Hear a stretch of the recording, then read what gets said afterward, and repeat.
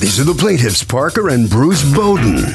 Parker says the defendants owe them for the balance of a paid apprentice program the defendants signed up for and did not complete at their tattoo parlor. Her parents forced her to quit after 3 weeks of training. She wasted everyone's time and money, and they want their $1,500 back.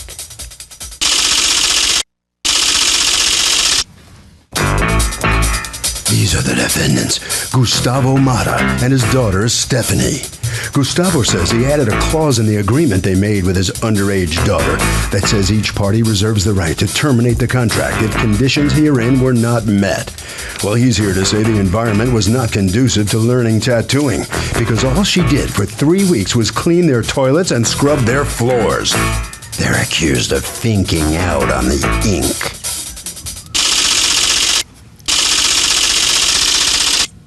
The defendants have filed a countersuit for $1,250 for monies already paid towards the apprenticeship.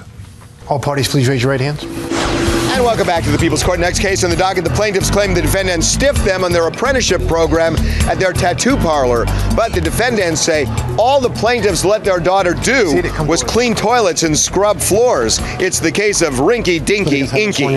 Thank you, Douglas. Okay, Parker and Bruce, can you pronounce your last name? Bowden. Bowden. And Down the Rabbit Hole Tattoos Incorporated, you are suing Gustavo and Stephanie Mata for the remaining $1,500, a balance owed on a tattoo apprenticeship that she bailed on. You are suing for $1,250 of the $1,500 you've already paid to be refunded to you. That's right. Okay, let's hear it. What happened? I've been in the tattoo business for 13 years, going on professionally the last 9. I gotta advertise for it. You do, you advertise, and I'm only looking at your head, so go ahead. Once we opened up our own shop, I decided I was gonna start taking on apprentices, start teaching them, anybody that wanted to come in and wanted to learn tattooing to start their life in this industry, I would bring them on and teach them pretty much everything and anything that I know. Okay. Stephanie decided that she wanted to take it on. So tell me about the apprenticeship. It costs how much? It's $3,000. And you don't pay them as employees? No. So they pay you to be your employee? Well, they pay you to learn? They pay to learn. How many people have joined this apprenticeship? Is Stephanie it? No, not at all. I have one that's been with me for the last 8 months. Okay, how long is the apprenticeship? The apprenticeship roughly lasts about a year. And so how many people have done this? One? We've only had the shop open for... That's fine, just answer me. How many people have done this? The one guy who's been there 8 months? Why are you thinking? This should be a ready answer. We've had several. We've had several apprentices. That have bailed in the middle of it too? Several of them have bailed. Okay. Either in their trial period, which we give them a week trial, and they'll bail on that, or they'll bail later into it. Okay. We've got another one that's bailed that we've seen. Okay, so you have one who stuck it out. One that's... So how many have started and bailed? About 4. Okay. Roughly. All right, can I see the contract that, now Stephanie, how old are you? 17. Okay, Dad, tell me about how it is that you signed this contract for a $3,000 apprenticeship for a 17-year-old girl to learn how to tattoo. Well, she's been very artistic all her life, and it's been a dream of hers for years to be a tattoo apprentice. She's always, been drawing. She brought her sketchbook to show you her drawings.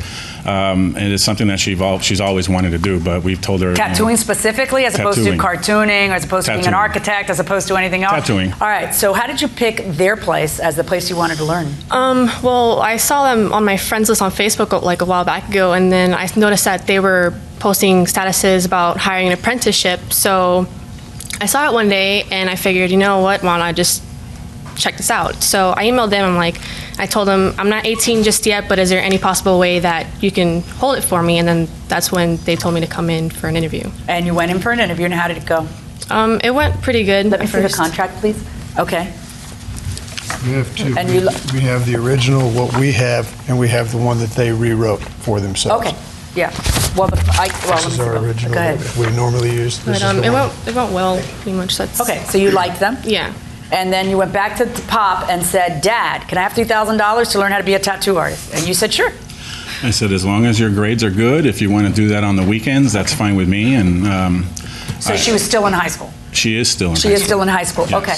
So on the weekends, the deal was what? That she was going to do what? I had told them that the only time that she would be able to do it would be on the weekends or on vacation days like spring break and all that. Okay. And they understood. They said they had a background in education. They knew how important the grades were and all that. And I told her, I have no problem taking her out of the apprenticeship immediately if her grades fall or if she feels bad there or uncomfortable in any way. Okay, and what provisions did you make for if she feels uncomfortable, her grades fall, or she just changes her mind? The original contract that they had sent us, I don't know if you have a copy of it, but I can give you a copy. I have it, go ahead. That didn't have any provision for her, leaving if she was uncomfortable for any reason.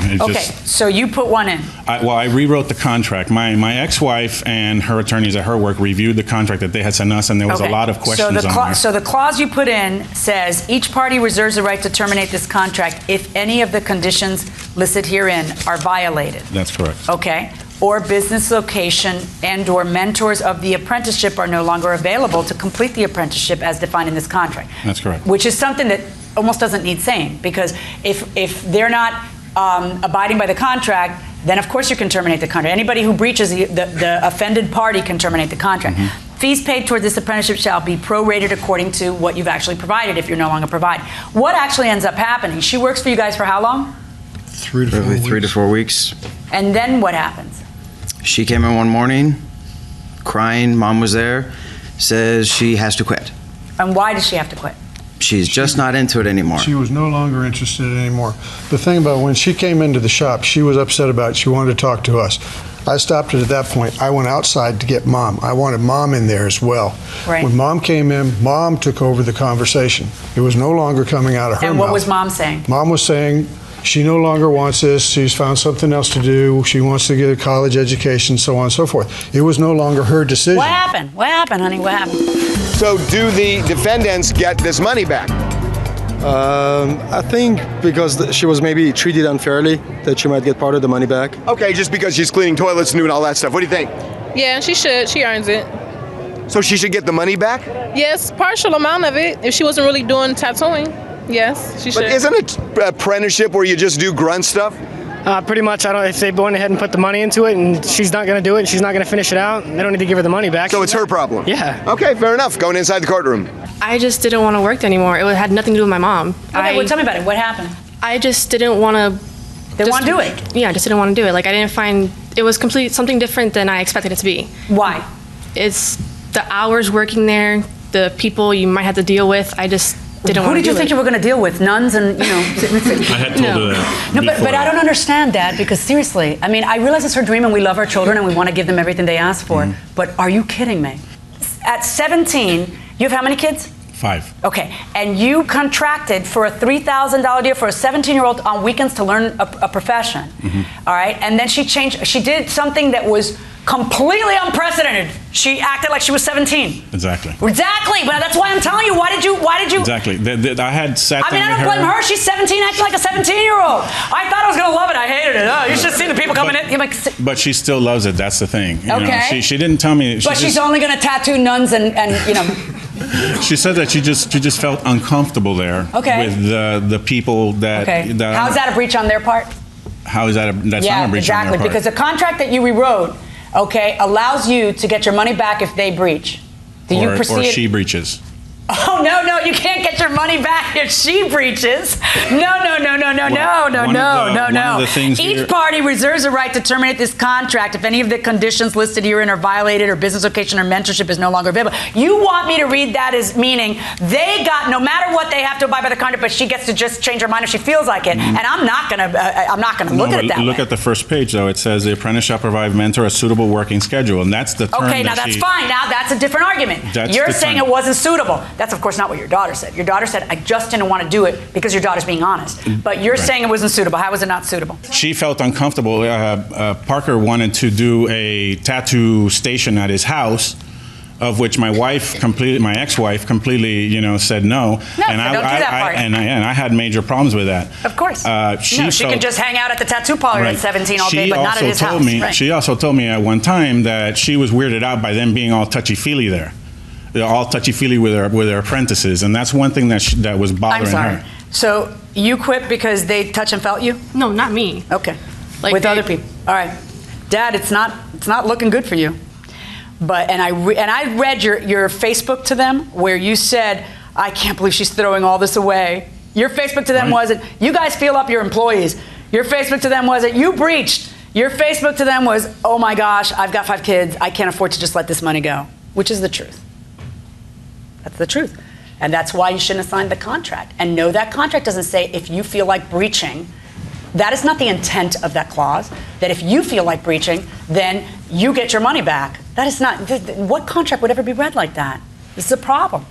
On your counterclaim against them, 0. On their claim against you, because that's what they didn't breach. On their claim against you is for the remaining $1,500, and I have no choice. Verdict for the plaintiff, $1,500. Next time, don't do this.